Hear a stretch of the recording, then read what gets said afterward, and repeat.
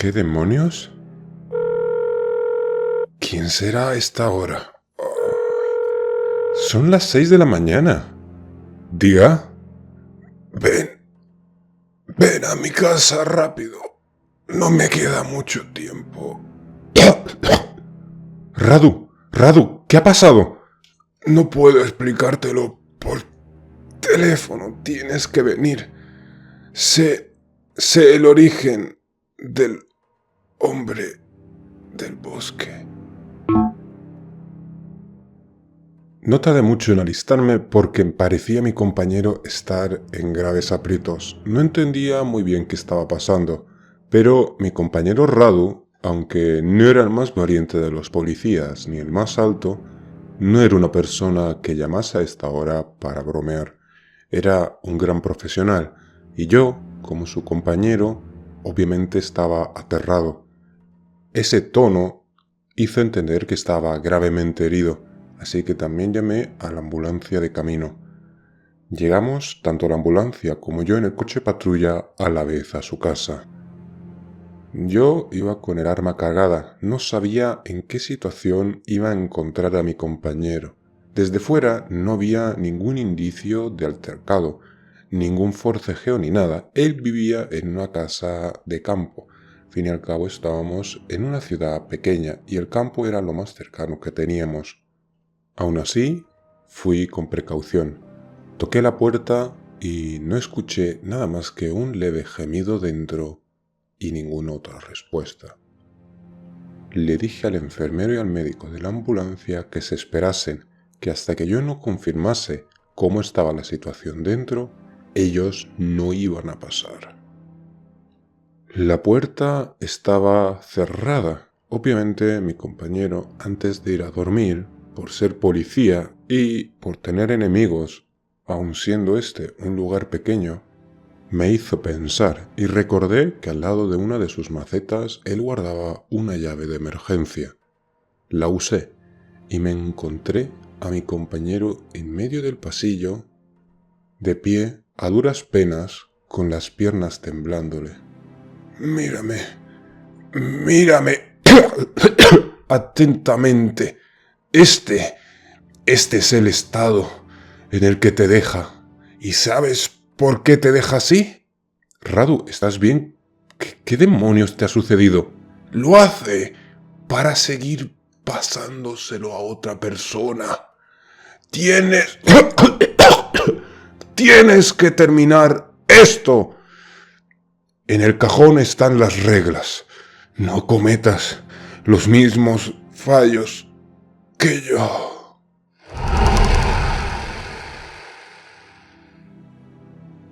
Y acto seguido, mi compañero, el que estuvo conmigo durante años, el que me enseñó este noble oficio de ser la protección de la gente que no puede defenderse, simplemente se desvaneció delante mía.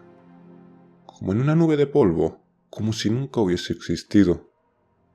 ¿Y cómo no iba a existir si toda la casa estaba llena de sangre? La imagen de cómo había quedado mi compañero antes de deshacerse en la nada me impactó y se me grabó fuertemente en la memoria. Aún así, debido a mi entrenamiento, busqué la calma. Este caso estaba siendo un revuelo en toda la localidad. Y si otro médico, otro enfermero, se entera de lo que está pasando, ellos ya perderían el control. Uno de sus compañeros literalmente se encontró en el mismo estado que el vagabundo.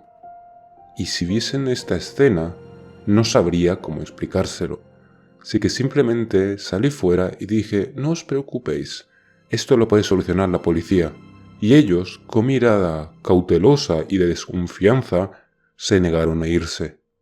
Por la autoridad que yo tenía, al ser al segundo al mando en ese puesto de policía, en ese turno, les dije que se fuesen, y ellos me ignoraron.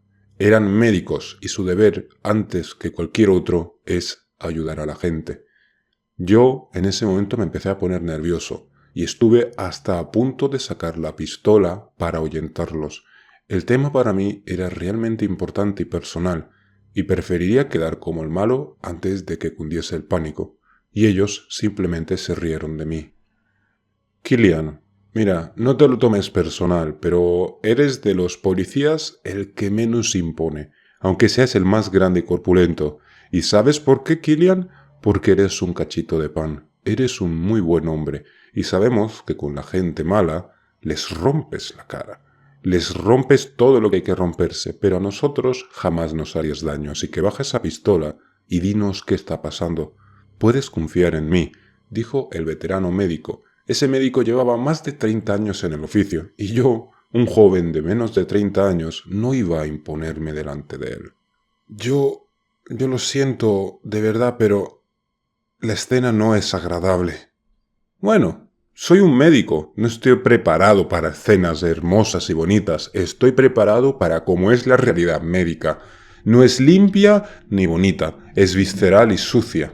Y aunque veas a este viejo como alguien que ya es tranquilo, créeme, he sido médico de combate. Y he ido en nombre de nuestro país, Afganistán. Así que créeme, he visto cosas muy poco agradables. El anciano, arrogante y autoritario, quiso disuadirme, con un tono de calma y tranquilidad, abriendo las manos para intentar desarmarme. Me apenaba mucho, muchísimo, que este anciano usara un taser contra él, como si fuese un vulgar ladrón. Sí, era un farol de que iba a sacar la pistola y a atacarles, pero esto no. En un instante guardé la pistola y saqué el taser con la otra mano y le apunté claramente debajo del abdomen. No quería que estuviese cerca del corazón, porque ya tenía una edad, pero quería que cayese rápidamente. El enfermero, un veterano también, se quedó en shock, con la mirada igual de abierta que el anciano médico. Os advertí una vez, y no lo volveré a hacer. La próxima vez te daré a ti también. Tengo otra carga. Voy a llamar a mis compañeros y espero de que anuncies al hospital de que todo está controlado. Killian, de verdad, no sé en qué te estás metiendo, pero espero, de corazón, que estés seguro, dijo el enfermero sudando profusamente. Al menos déjame llevarme a mi compañero, ¿vale? Y si recapacitas, estamos aquí, ¿vale? No hace falta que nos veas como tu enemigo. Esto es una orden, no lo repetiré de nuevo, dije yo, aguantando con todas mis ganas las ganas de empezar a temblar. Lo que había hecho era literalmente poner en riesgo mi propio puesto de trabajo. Pero tenía que hacerlo. Llamé a Central y vino el inspector de la zona en persona. Cuando le dije las medidas que tomé, me miró con los ojos abiertos como platos, aunque se relajó al instante. Bueno, viendo la escena en la que te has metido, ha sido una decisión, aunque barbárica, la más acertada. He de decirte que el único médico que podría venir aquí es un forense, ya que no hay otro cuerpo que investigar más que la de un muerto. Pero, señor inspector, ¿qué tenemos que hacer ahora? ¿Cómo se lo comunicamos a la ciudad? No lo hacemos. El compañero está desaparecido. Hasta que no haya una prueba concluyente, no podemos dar esta noticia. Se tiene que quedar entre nosotros. Pero señor, era un compañero muy respetado aquí. Sus vecinos lo van a notar al instante. Pues nos inventamos una coartada conjunta y todos la decimos cuando nos pregunten. Una mentira, a veces, si se repite lo suficiente, se vuelve realidad para la gente. Sé que haremos eso. Pero señor, la gente de aquí, aunque sea de pueblo, no es tonta. Y recuerde, la mentira tiene patas cortas. Sí, tiene patas cortas, pero nadie dice de que no pueda moverse rápido. Este caso va a quedarse en suspendido. Y tú, si vuelves a sacar este tema, estás despedido. Estás en una situación donde, con perdón, si se te va la lengua, tendré que elegir entre el cuerpo o entre ti. Ya sabes la respuesta, supongo, ¿no? El inspector, con voz desdeñosa y cansada, no dijo nada más. Simplemente me dio la espalda y sacó un cigarrillo.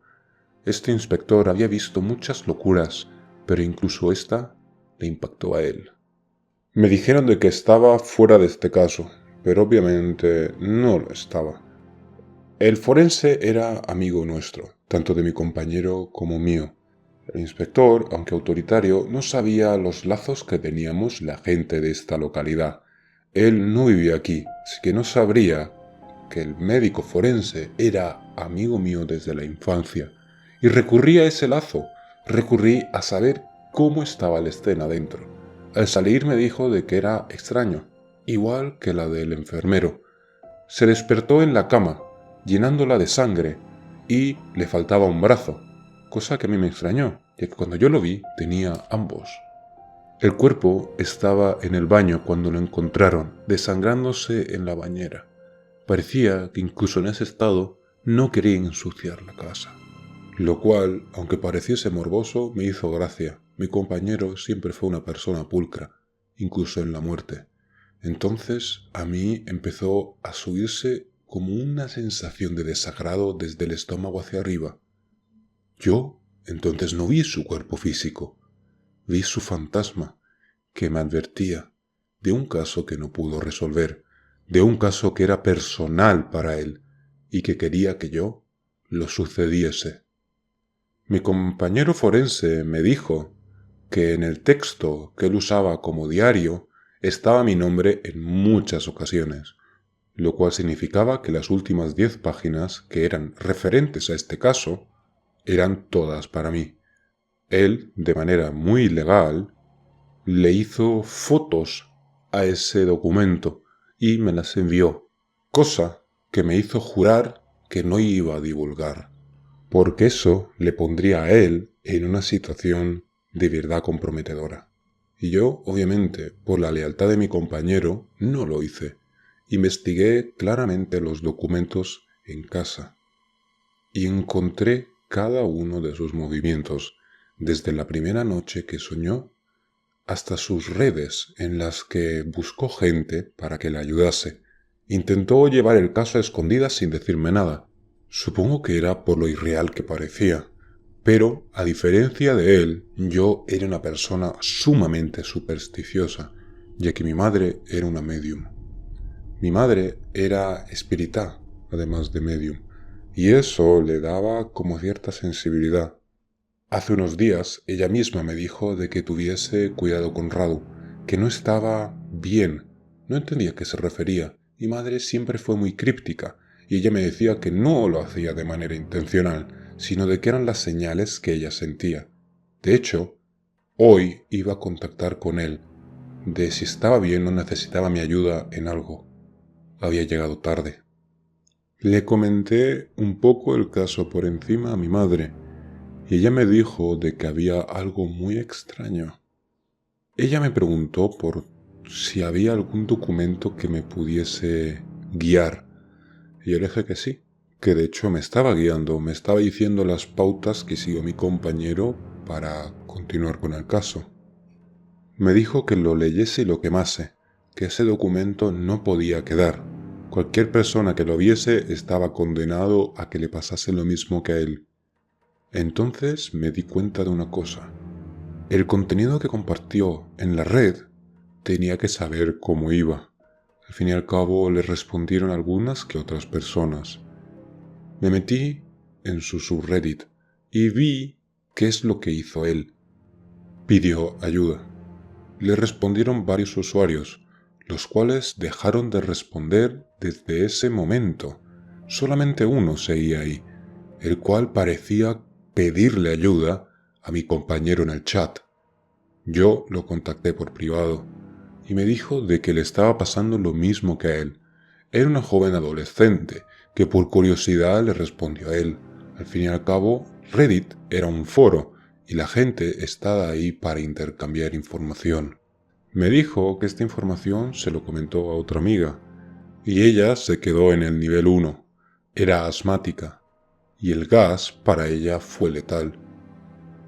Ella por suerte logró pasar el nivel 1 y ahora tenía miedo con el nivel 2. Yo le dije que tenía información de cuáles eran las reglas del nivel 2. Al fin y al cabo mi compañero se quedó ahí. Ella solamente puso 3 puntos y me preguntó sobre la información de la misma. Le dije, sin entrar en detalles, que era policía y mi compañero también. No podía darle esta información porque no sabía si se iba a divulgar más o no. Lo único que pude hacer era reportar esos posts como spam y engañosos para que Reddit se los cerrase. De esta manera, la información de mi compañero no se podría divulgar. Vi la cantidad de veces que se visualizó. Solamente fueron 20 veces. 20 personas que seguramente ahora mismo ya no estén vivas. Solamente esta chica. Le dije que mucha suerte y en caso de cualquier cosa, cuando escuche a las caras, se dé prisa. Todo en ese nivel era ya serio. Yo tendría que enfrentarme a la primera noche y rogaba para que esta chica lograse llegar al último nivel. La noche llegó más pronto de lo que yo pude imaginarme. Ese día me lo había cogido libre debido al altercado de mi compañero. Lo único que pude hacer era atrincherarme en la red buscando información. La mayor parte era la de un simple juego, la del backroom. Pero yo no estaba en ese juego. Lo mío era distinto, era un backroom con reglas. Y obviamente no había ninguna información fiable.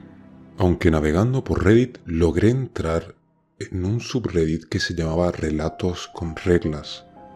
Ahí estaba un administrador, TST. Parecía saber las respuestas. Me respondió al instante. Me dijo de que él logró salir de la backroom, pero a un alto precio, ya que solamente tenía un brazo y una pierna. Lo demás eran prótesis que le ayudaban a tener una vida normal, y el diagnóstico médico era de amputación personal, catalogándolo como trastorno de identidad integral corporal, o abreviado BIID en inglés. Una enfermedad que hacía a uno amputarse los miembros para así sentirse sano. Una enfermedad psiquiátrica. Obviamente, yo, al ser policía, sabía distinguir a un enfermo mental sin ser un psicólogo. Obviamente este hombre parecía traumado, sí, pero un enfermo mental no. Al menos en este caso. Le pregunté cuántos niveles eran, y él simplemente me respondió con una respuesta seca y prácticamente sin contexto. Las mismas que tenía Judas en su bolsa. Buscando por la red, rápidamente encontré cuántas tenía Judas al traicionar a Jesús en su bolsa, esas monedas de plata que marcaron su ruina. Esas 30 monedas que iban a ser los niveles en esta backroom. Mi compañero había muerto en el segundo nivel. ¿Cómo iban a ser los que me esperaban a mí? La primera noche fue realmente sencilla. Las reglas eran fáciles de seguir. Las de nivel 1 eran un poco más complicadas porque había puertas y eso a mí me ponía un poco nervioso. El nivel 2 fue un verdadero desafío y cuando escuché los rostros empecé a alertarme, sentir la sensación que sintió mi compañero antes de quedar en el estado en el que quedó. Me di cuenta que esos días que había pasado luchando contra esas pesadillas no había revisado Reddit y me dispuse a ver la conversación con esta chica. Solamente vi una respuesta compleja pero corta. En el tercer nivel necesitarás luz. En el cuarto necesitarás sombras. Pero en el quinto lo único que necesitarás es valor. Esas respuestas, más que ayudarme, me dieron más miedo. Y esa noche me encontré en una habitación oscura, solamente iluminada por una lámpara. Esa solamente enfocaba una de las paredes. En ella estaban las reglas, y al lado se veían las 3 puertas que marcaban las 3 direcciones. Reglas de la backroom en el nivel 3. Regla número 1. Si escuchas los chasquidos, no te muevas. Quédate quieto hasta que se vayan. Regla número 2. Si ves ojos rojos, son los duendes.